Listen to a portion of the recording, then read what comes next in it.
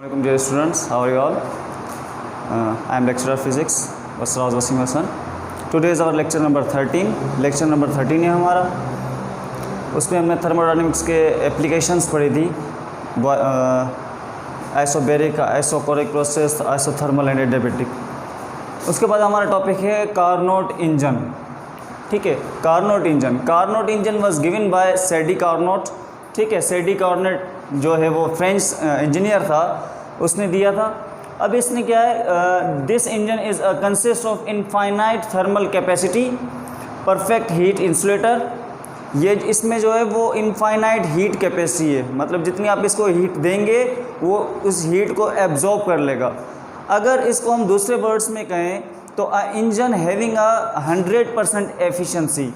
Engine having a 100% efficiency, ऐसा engine जो हमें 100% एफिशिएंसी दे उसे हम क्या कहेंगे, कार्नोट इंजन. ये जो है वो गिवन किया गया था किसके, कार्नोट के ज़रिए. अब कार्नोट की जो डेफिनेशन थी, जो कोई भी इंजन जो 100% एफिशिएंसी दे सकता है. अगर हम आज से 50 साल या 100 साल पीछे जाएं तो जो हमारे इंजन्स थे वो इतने ज़्यादा एफिशिएंट नहीं थे. एफिशिएंट इस तरीके से नहीं थे कि उनमें से बहुत ज़्यादा जो है वो पीछे से धुआं निकलना, ऑयल का जल जाना और ज़्यादा ना चल पाना, उसकी एफिशिएंसी, उसकी परसेंटेज ज़्यादा दूर तक ना जा पाना, जल्दी गर्म हो जाना.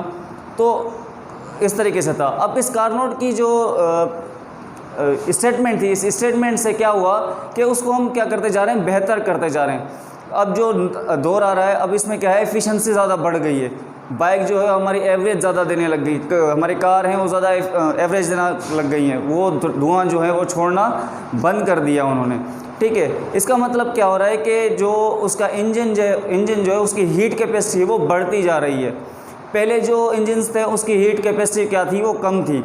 ठीक है, अब क्या है, हीट कैपेसिटी जो है वो बढ़ती जा रही है, जिसकी वजह से वो देर से गर्म होते हैं और उनकी एफिशिएंसी बढ़ती जा रही है. अब यहाँ पर मैं एक टर्म यूज़ कर रहा हूँ, एफिशिएंसी. अब एफिशिएंसी है क्या, efficiency is divided by output over input. Simply हम अपने परसेंटेज निकालते हैं, जो हमारी पेपर्स की जो रिज़ल्ट आती है उसकी परसेंटेज निकालते हैं. हम कैसे निकालते हैं कि आउटपुट हमारे जितने मार्क्स हैं और जितने टोटल मार्क्स हैं उनको हम डिवाइड करते हैं, तो मल्टीप्लाई बाय 100 हमारी क्या जाती है, एफिशिएंसी. अब यहाँ पर कार्नोट इंजन की या किसी भी इंजन की एफिशिएंसी कैसे कैलकुलेट कर सकते हैं कि इनपुट जितना हमने उसको इनपुट दिया. फॉर सपोज आप बाइक की ले लें, आपने बाइक में 100 का ऑयल डलवाया, 1 लीटर आपने ऑयल डलवाया. ठीक है, अब 1 लीटर ऑयल में आपकी वो कितना काम कर रही है, उसका इंजन कितना वर्क कर रहा है, जितनी आपने उसको हीट दी. ठीक है, जितनी आपने उसको फ्यूल दिया, फ्यूल और उसका वर्कआउट. ठीक है, तो कितना होगा वो, दैट इज़ कॉल्ड एफिशिएंसी. अब आपने इनपुट क्या दिया है, हीट दिया है, फ्यूल दिया, वो क्या हो जाएगा आपका Q, और इसने कितना वर्कआउट किया, that is equal to W. Okay, अब W क्या है, W जो है वो Q1 माइनस Q2, जितने आपने दी है और आउटपुट उसने कितने दिए, Q1 माइनस Q2. अब मैथमेटिक रूल के हिसाब से ये Q1 जो है वो Q1 इसके साथ भी डिवाइड हो रहा है, इसके साथ भी डिवाइड हो रहा है, तो हमने क्या कर दिया, अलग अलग कर दिया. Q1 इसके साथ भी रख दिया और डिनोमिनेटर जो है वो इसके साथ भी रख दिया. Q1 और Q1 कैंसिल आउट हो गए, तो आपके पास क्या बचा, सिर्फ 1. और यहाँ पर Q2 ओवर Q1. सिंपल अगर हम इसको परसेंटेज में लाना चाहें तो परसेंटेज यहाँ पर लिखेंगे और मल्टीप्लाई करेंगे 100 के साथ, तो एफिशिएंसी हमारे पास परसेंटेज में आ जाएगी कि कोई इंजन कितना परसेंट एफिशिएंट करता है. इस पर हम प्रॉब्लम करेंगे तो और ज़्यादा आपको समझ में आ जाएगा. फॉर सपोज इसके एग्जांपल यूँ ले लेते हैं कि अगर कोई इंजन है, ठीक है, उसको हम हीट दे रहे हैं 50%. ठीक है, और वो वर्क करता है 40, तो यहाँ पर 50-40 उसको सिंपल कैलकुलेशन करोगे तो आपके पास परसेंटेज में आंसर आ जाएगा. अगर किसी सिस्टम की आपको हीट दी गई है या टेम्परेचर दिया गया है, अगर हीट दी गई तो इस फार्मूले से आप कैलकुलेट करोगे, अगर उसका टेम्परेचर दिया गया है तो उसकी एफिशिएंसी आप इस तरीके से कैलकुलेट कर सकते हैं. ओके, अब है हमारे पास एंट्रोपी. अब एंट्रोपी क्या है, एंट्रोपी है, इट वाज इंट्रोड्यूस्ड बाय कैल्सियस इन 1865. ये रिलेट करता है सेकेंड लॉ ऑफ थर्मोडायनेमिक्स से.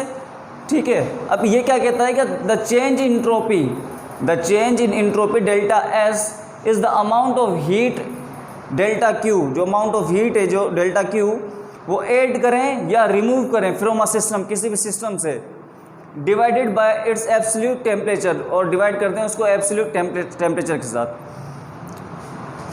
इसको सिंपल वर्ड्स में यू डिफाइन कर सकते हैं कि डिसऑर्डरनेस ऑफ अ सिस्टम, किसी भी सिस्टम की डिसऑर्डरनेस, अगर हम उसको हीट करें और वो कंप्रेस हो जाए या वो एक्सपेंड हो जाए, उसके जो मॉलिक्यूल्स हैं उसको जो उसका जो इंफ्रास्ट्रक्चर है वो चेंज हो जाए, उनके मॉलिक्यूल्स डिस्टर्ब हो जाएं, ठीक है, उस डिस्टर्बेंस को हम कहते हैं एंट्रोपी। ओके, यहाँ पर एक फिगर दी गई है, फॉर सपोज आपका ये ब्लॉक है, सीमेंटेड ब्लॉक है, उसको हमने क्या कर दिया, कंप्रेस कर दिया, तो मॉलिक्यूल्स क्या हो जाएंगे, डिसऑर्डर हो जाएंगे, अपनी जगह छोड़कर वो कंप्रेस हो जाएंगे, ठीक है। तो यही होता है डिसऑर्डरनेस इज कॉल्ड एंट्रोपी। तो ये कैलकुलेट कैसे करते हैं, delta S is entropy, delta Q heat given to a system, and T the temperature, it is the absolute temperature. Okay, इस पर हम ज़्यादा प्रॉब्लम्स करेंगे तो आपको समझ में आ जाएगा। I hope you understand this lecture. If you have any query or a question, you may ask. Thank you.